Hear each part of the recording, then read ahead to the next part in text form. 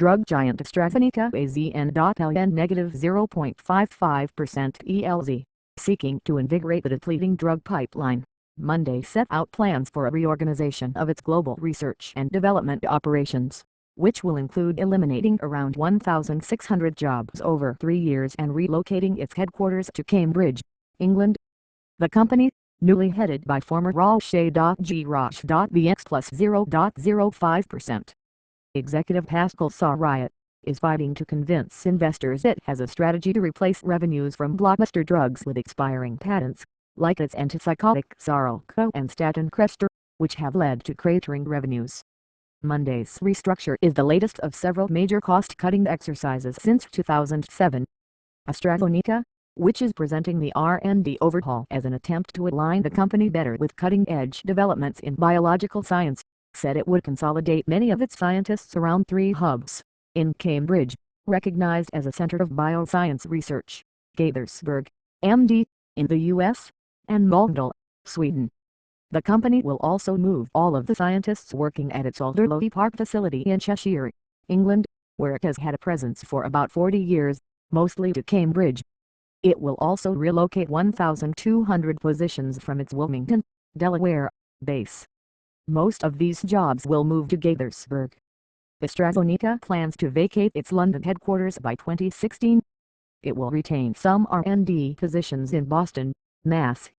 The restructuring will lead to $1.4 billion in one-off charges, of which $800 million will be cash expenses, AstraZeneca said. It expects annual benefits of around $190 million from the program by 2016. The strategic centers will also allow us to tap into important bioscience hotspots, providing more of our people with easy access to leading-edge academic and industry networks, scientific talent and valuable partnering opportunities, Dr. Soriot said in a statement. Analysts were skeptical of the immediate value of the overhaul to boost AstraZeneca's ability to improve its drug capabilities. Nick Turner, an analyst with Murraybaud Securities in London, said that Monday's R&D restructure appeared to be designed primarily to curb costs in line with revenues which have been declining at double-digit rates for several quarters.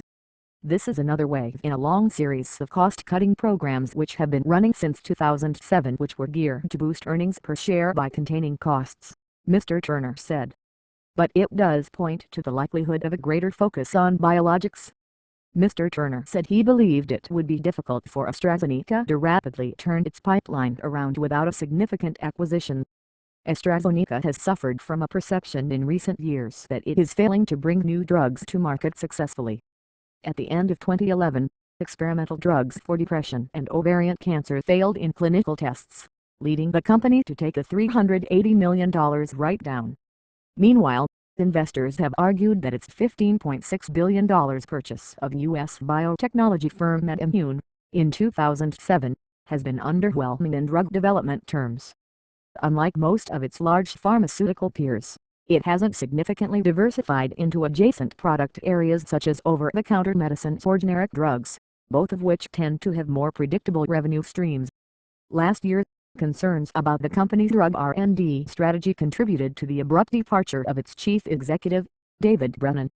Dr. Soriot, who took over in October, has moved rapidly to persuade investors that he is putting scientific research at the heart of his strategy.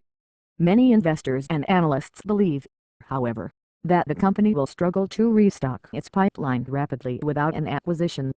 Speaking at the time of the company's fourth quarter and full-year earnings in January, Dr. Soriot said he thought a major deal for the company wasn't likely, but that he wouldn't rule one out. Monday's announcement is a continuation of an R&D overhaul initially announced in January. The company at the time said it would split the top R&D job into 3 new positions: head of research for small molecule drugs, the industry term for drugs made of chemicals, head of research for biological drugs, which are made in living cells, and head of late-stage development, including the overseeing of large clinical trials. AstraZeneca plans a strategy update to investors later this week.